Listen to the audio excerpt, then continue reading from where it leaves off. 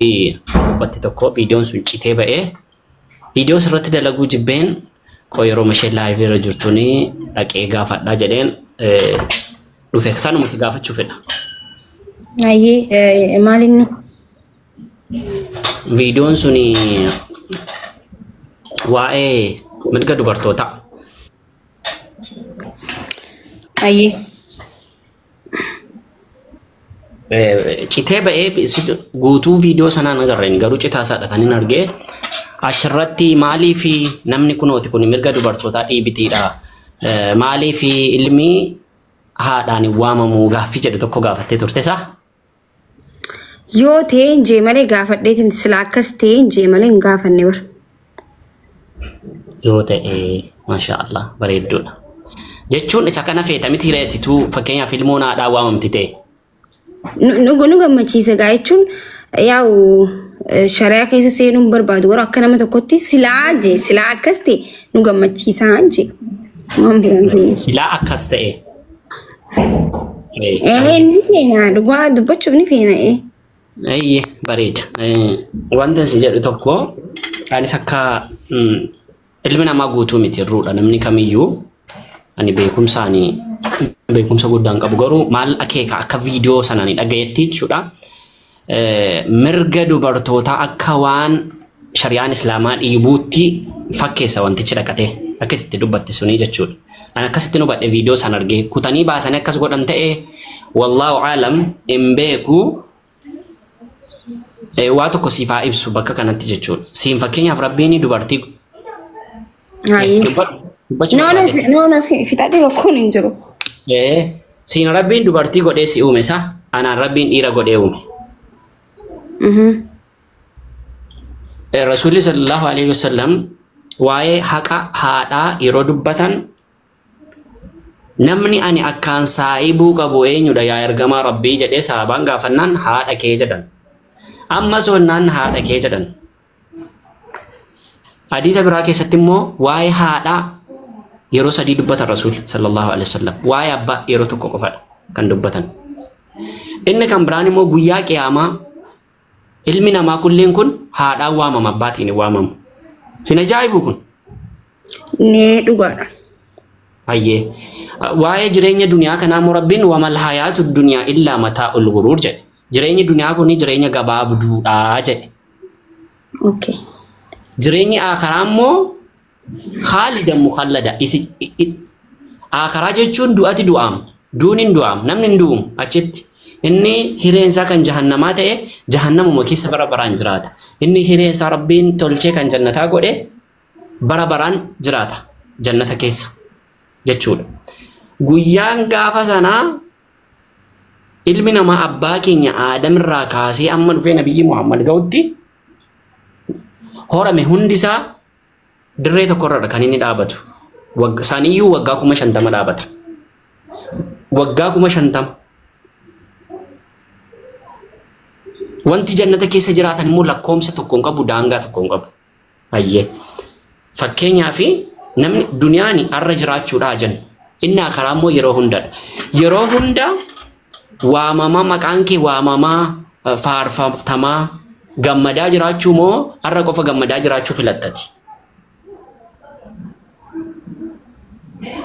Anamma kanaafi wanti nan jee maaltu walitti dhufame yaa ustaaz? Maalti walitti dhufaa ati shari'aadha jedhame egaa waan goonu hin qabnu malee jette. No akkasii miti gaa namni beekee waanuma roongii tokko qofa waan xiqqaa tokko qabatanii dhufanii gaaffii nama gaafatuun kunillee haa ta'u rakkoon hin jiru garuu ani akki nan jee fi akki amma isinti na gaafattan kunillee tokko miti haa ta'u mee hayyee. Ani shari'aa faalleessuudhaaf hin jenne. No an shari'aa faalleessuuf hin jenne gizeen dubbadhu waa'ee shari'aa keessa seenuun barbaadu silaa akkas ta'e jechuma akkuma nama normaalitti dubbadhe malee waa'ee shari'aa keessallee seenuun barbaadu je'an seenullee hin barbaadu normaal osuma waan biraa dubbannu san kaasne jechuu. Dubartoonni jaarsaaf akka ajajamaa maal jee osoo dubbadhuutiin san dubbadhe jechuu. Kun immoo shari'aa faalleessuu maal maalleessuu ammas biratti ajandaa biraa taayoo kana finne jechuu. Amma fakkeenyaaf ani immoo viidiyoo tun sirratti hojjedheeti viidiyoo sana wanne de ani video sanarra Ay maalif narra hojjetta ani shari'aan faallessine shari'aan xuune maalif narra hojjetta silaa ustaas? maalif maaki ati maalifi rabbiini abbaatiin ilmi haa waamamu jedhe ati maaliif haadhaan haa waamamu jetta Ambar fakkeenyan jebar silaatee islaan jebar fakkeenyan jeas biratti ajaa'iba qabda wallahi ustaas gista tokko jechuun dhiifama naa godhaan kabaja isinii qaba gizee hedduu bakka waan roongii tokko irrattis viidiyoo hojjettan gizuma hunda jechuun aannin harka dhiifama garuu hedduu waan namni tokko ni jiraami osoo ta'ee maaliif jetteettee osoo hin ta'in akkas hin jedhamu ustaaz na gorsuu isinirra jiraata kun karaa sirriiti miti akkas jechuu qabda naan jechuu qabda malee akka waan shari'aa faalleessee shari'aa san jechuun shari'aatti wanni jeetti na godhu jirta amma gaaffii na gaafattu jechuu an garuu shari'aa faalleessuudhaaf miti an shari'aa teenya wanta nu ajajan hundaafuu wanta jedhamne hundattuu kabajan qaba garuu I don't know beene haa ta'u bicha dogongora irratti viidiyoo hojjechuun dogongoradha wanti kun sirrii miti jedhanii akkasitti viidiyoo hojjechuun akka sirrii osoo hin ta'in akkinaan itti dura viidiyoo dura fixuu qabda waan xiqqoo namni poost godhe osoo hin ta'in gizee hedduu na dhaggeeffadha waanuma roongii qabdaniituma hojjettan dura maaliif achi haasa'uu dutta eegaltee maal dubbachuu turtee jechuun isinirra jiraata waan xiqqoo takkarra qabdanii waan deemuu isinirra jiraatu viidiyoo citee baheen argee viidiyoo sun muluusa haadha akkinsi jedhe na dhaggeeffadhu maaki viidiyoo citee baheen argee viidiyoon sun guutuu ta'ee muramaadha ta'ee hin beeku sirraa adda baafachuufin si gaafatiitii dhufee viidiyoo sirratti hin dalagu si jedhe tokko isa kana isa lammataa immoo ati yeroo hundaa amma kana ajandaa maaliif goona ammas biratti ajandaa ta'uu jira amma dubbiin kun bara ajandaa ta'uu hin barbaachisu bara ani akkin amma jee laal shari'aan anaa fi siifis wal qixa akkasii bar shari'aan anis siifis wal qixa ustaaza yoon dogongores na gorfachuun bireedaan ani gorsan hin furan maaliif si jedhe ati maaliif akkasitti dhees gaafadhe malee maaliif si jedhe an dubbiin keessatti dubbachuun hin danda'amu akkas hin jenne ana mallee maaliif dhariyoos maaliif si jedhe hin jenne ana akkas waan kana jechuun dogongoradha sirrii miti ati akkas jechuun kee yoo waan kana viidiyoon suni guutuu ta'uu dhabuusaa hin beeku ani si galee garuu viidiyoo muramaa akka kanaa argeera jedheen kunooti waan guddaayyuu isa kana mitiiti isa duniyaa irratti abbaan waamamu mitiiti akaraatti namni hundi haadhaan waamamaa maaliif nuti fakkeenyaaf jechuudha ituu rabbiin duniyaa irratti haadhaan dubartoota waamsisee akaraatti immoo dhiirota waamsise jedhuun dhorkaadha akka shari'aa islaamaatti inni kun dhorkaadha akka ituu akkas ta'ee jechuuni si jechuufis sitti dubbadhe malee ani waan biraaf sitti hin dubbanne shari'aa faalli anamma bar shari'aa keessa hin seeni just sila akkas ta'e jetin just faamilii waliin haasee garuu akka waan shari'aa faallessee yoo ta'ellee akkana bika kanatti akkana dhorkaadha akkana jechuuni jettanii naa himuu malee faalleessuu maal jettanii miti jechuun ajandaa godhuun hin barbaachisu ajandaa godhu jira nama balleessuudha seedheeraan ela wanti kuni ela ani maalin seedhe maaki beetta dhaggeeffadhu sitti hima ani tokkoffaa ela abdii guddaan sitti hime waan abdii guddaa namni isa jireenya arraa gammachuu arraa moo isa chagandaa karaa caalaas jedhee siif ibse fakkeenyaafi ituun of ajjeese na eegaa gizee ustaaz isa waan kabajuuf na eegaa walitti deebina fixadhuun maaki dhiisatti saasaan rakkoon qabu warra komentiin ilaalin maaki haadha dhaggeeffadhu ilma namaa kamiifuu kabajaan qabu wallaahi baay'ee nama kabaja si galee nama tuqus miti nama arrabsus mitani dhageesse ituun of ajjeese jechuun siif hin eeyyamamaa fakkeenya tokko siif haa kaasu isa akka islaamummaatti siif hin eeyyamamaa ituun of ajjeese ituudha bar siifin eeyyamama. Otoon of ajjeese yoon jeemaan rakkoo qabare hayyamoo baatus jee. Kuni dhorkaadha. Hin danda'amu. Ni jannagaa dhorkaa ta'us naannoo ofoon. Ta'uun dhorka shari'aan islaamaa maaliifi akka of ajjeestuuf miti sababaansaa namni lubbuusaa of alaake fajjazaa'uhu jahannam jedhaka rabbitu. Dhugaa. Hin danda'amu waan akkasii. Sigalee waan khayrii itu akkas ta'e itu akkas naa ta'e jedhama malee waan khayrii hawwama malee itu akkas ta'e demee waan khayrii hawwama malee sigalee anamma fakkeenya amma silaan hin taatu jechuu anammas biratti silaa amma ani kan je silaa bar wanti hundinuu dhiiraanii garuu jannata seenaa bar akkasii jeetin dubbadhe waan gaariiman dubbadhe garuu silaa ilmoon baattisa galguutuu baadhannee maqaa keenya yaamamtee nuti tola ture silaa barakkas ture barjeetin akkuma nama kooflatti bira dabare waan xiqqoo takka bira dabare. Okay, silaan dhiyaatu jechuu amma. Akkas hin jenneen. Sila no namni tokko silaan jechuun silaan je ammas shari'aa faallessi akkamitti shari'aan teenya akkanatti keessi akkamitti jee mormee baxaabbatee shari'aa faallessiiti miti. Silaa jeetiin dubbadhe. Okay, silaa jechuun kiyya badiidha. Galatoom gaafii bareedduu na gaafate. Mormuu hin dandeessaa. Namni mirga kee amma kanaa dhiibu hin jiru. Si galaara. Abbaan barbaade mormuu hin danda'a. Ela kanas dunnatti gara biraatti hin fudhatiin. Mormuu hin dandeessa. Waan takka wanti nama galchuu hin jiru. Yooti mormiti. Garuu maaliifidhaan akka anis itti dubbataa jiru. Garuu shari'aa keessa seeneeti miti an seenee faallessuu barbaadeen gaaffiidha beeyte just. Faallessuu barbaadee miti. Namni ituu fakkeenyaaf wallaalaan haariitiin qoosaatiin namni ituu hin beekiin maakii diinii keessaa ba'a. Waa tokko siifaa kaasu fakkeenya gabaabduu tokko. Guyyaa tokko sahaabotuma Nabiyyi Muhammad keessaa warri kaan boodatti afanii Quraana keessatti dubbate Rabbii waan kanaa jechuudha. Warri kaan sahaabonni boodatti afani. Sigalee dura jiru warri kaan immoo boodatti afanii jiru. Warri boodatti afanii jiran sun maal jedhanii wanti akka sahaabaa Nabi Muhammad kana dabeessi jira. Hin jiru bari isaan dabeessadhaa jedhan. Isaan dabeessota daangaa darboo goota miti isaanii jedhanii qalladaa deemu qoosaadha bar wantichi.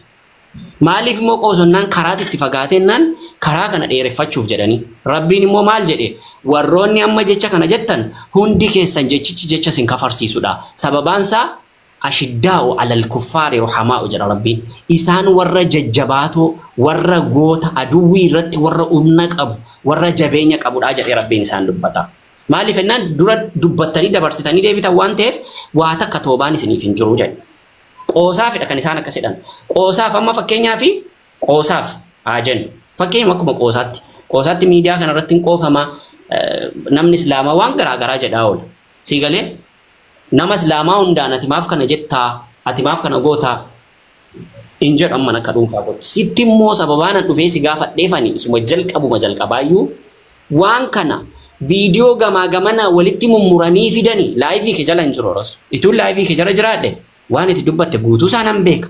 Amma immoo waan hin beekneefini akka obboleessa kee wallaalaa nama siin gadii tokkotti dhufee wanta kanarraati si gaafadhe. Ati immoo sanayyuu miira keessa galtee isin waanuma garaagaraa irratti viidiyoo waraabduu jettedha. Waan Rabbi dirqama narra kaa'eef waraaba malee ani waa takka waan sooshaal miidiyaa kanarraa argadhu hin qabu waan irraa fayyadamus hin qabu faayidaa sirraas hin barbaadu. Namni sooshaal miidiyaa kanarraa argatu yoo baay'ate argannaa irraa argatu arraba namaadha. Argannaan asirraa argamu waan sanaan ala argannaan argama jedhee yaadu hin jiru akka dhuunfaa kootti. Yeroon gara dubbii kootti as deebu maakii ituu fakkeenyaa fi salaata Rabbiin dhiirarratti masjidatti dirqama godhe dhiirarratti masjidatti salaata dirqama godhe dubartii irratti tuu dirqama godheera ta'e jedhee yaaduu hin danda'u. Dubartii irratti manatti godhe malee diidatti dirqama irratti hin goone. Tokko dhiiraan hojjettee fiduu dirqama irratti godhe dubartiin immoo mana keessa jiraachuu dirqama godhe Rabbiin.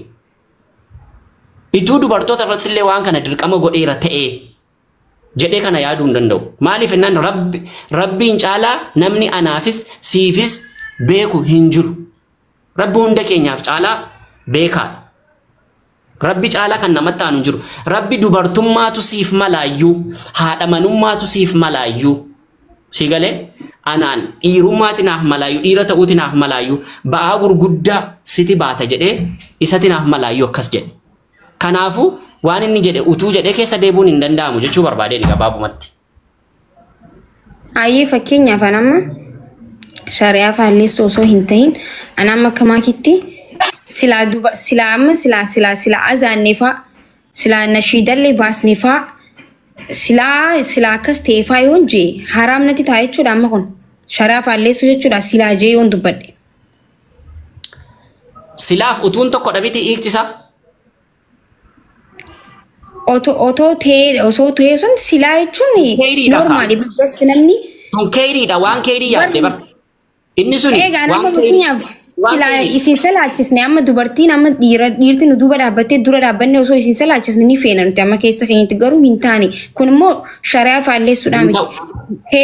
Fakkeenyaan jee baraan amma yoo akkas keessi koo akkasitti yaadee haraam natti ta'a jechuudha shari'aa faallessee amantii musliimaa xureesse jechuudha. hin danda'amu dhorkaadha. Okay, ani hin barreessaniif. Silaa utuu dubartii taane jechuun hin danda'amu nuufis. Akkuma isin qofarra miti bar. Si galee isin qofarra miti nurras akkasuma rabbiin wantoota garaagaraa nurra kaa'eera. Dhugaa dubbachuuf jechuudha. Tole. Akkasitti hubadhu fakkeenyaaf rasuulli miila haadhaa fi abbaa jalaan jannata seenan jedhan miila haadha maqaadhaan dur haadha dubartii maqaadhaan si galee dubartiidha kan rasuulli maqaadhaan namoonni biraa viidiyoo sana waraabanii namoonni amantii islaamaa hin qabne namoonni islaamummaa xiqqeessan waan hin taane irraa baratu jechuufidha malee ati immoo natti qalbii hin cabiin akkati natti qalbii cabduuf miti ani kanii wanta kana dubbadhe. Maaki. Ay qalbiin nam tokko waan hin beekne wal barsiisuun rakkoo hin jiru bar ani kana ni furadha. Galatoomi ani immoo yeroo baay'eeyyuu maaki dhaggeeffadhu atamma fakkeenyaaf waanuma xiqqaa irrattis waan dogongora irratti viidiyoo nama irratti waraabda rasuula sallallahu alaihi wasallam maal jedhan beekta marra minkum munkaran falyughayyir biyadihi fabilisaanihi fabiqalbihi jedhan. Ela namni badii tokko arge yoo danda'e humna isaatiin badii sanaa balleessu jedhan yoo dadhabe immoo arraba isaatiin jedhan yoo kana dadhabe qalbii isaatiin haa jibbu qalbiin jibbuun imaanarraati ishee gadi haantu ishee dadhabduudha jedhan. Ayyeessa kana biraan dabarra maakiin yoomi guyyaan maakiin amma wanni nu weettu amma eegaa jirra nuti. Ay rakkoon hin jiru wallaahi ani amma just akkuma qoosattiin kaase gissan waa'ee dubartoota haasoo jira bakka jechuun wantuma bakka wanta dhagee tokko tokkoon dubbatu ture viidiyoo guutuun dhageeffanna isla dhageeffatte bareedaa garuu wanti naan jee waa hedduun dubbadhe garuu wanti naan dubbadhe tokko wanta shari'aa faalleessu suntiin jecha tokko qofan sila dubartiin ilmoon teenya sila nuun yaamamte sila nuti tolaa ture inji tana qofan jee tun amma haramaan ta'uun an jechaa jirtanii. Dhorkaadha hin danda'amu. Bira jirtaa ana miti bira jirtaa baabaa Sheek Riyaad Faatiin Ahmad darasaatiin ani darasaallee miti mucaa wallaalaa tiiktookii irratti beekumsa malee beekamtee argate suni wanti itti goote sun dogongora na jedheeti akkamii sirriidha moo sirrii miti jedhi gaafa rakkoo tokko hin qabu yoon waan hin dubbadhe dogongora. No, dogongortan hin jenne ammallee akkas hin jenne. Najette seedhaan jiru. Najette seedhaan jiru. No, najette seedhaan jiru. Jiraani. Okay, rakkoo hin qabu. Yoo waan hin dubbadhe kuni dogongora dhala jedhani isaan wallahi billahi tallahi jechuudha. Ani namni dogongora kunatti meennaan fudhachuu caalaa lafa kanarraa wanti na gammachiisu hin jiru. Si galee nama 2500 nama dogongortan hin jenne badu. Siti na jedhedhaan jiru. La, siti na jedhedhaan jiru na hubadhu maakii. Yoo fakkeenyaaf isaan kan isa maakiin jette sun oomaa rakkoo hin qabu jedhani ani dogongoreera gaafa sana si galee wanti sitti dubbadhe dogongora ta'a gaafa sana yoo barbaadde viidiyoo jedheen dhiifama gaafadha yookaan immoo manuma keetti dhufee ilaa san gaafa akkas anatu dogongoree yaada koo hin qabatiina jedheen dubbadhan rakkoo tokkitti hin qabu maaliif jennaan namni dogongora isaa ofirraa argu nama namummaa qabudha ani isa kana naman akka kotti. Waa'ee kana jedheen darbu obboleetti kiyya maaki yoomidha ciini kee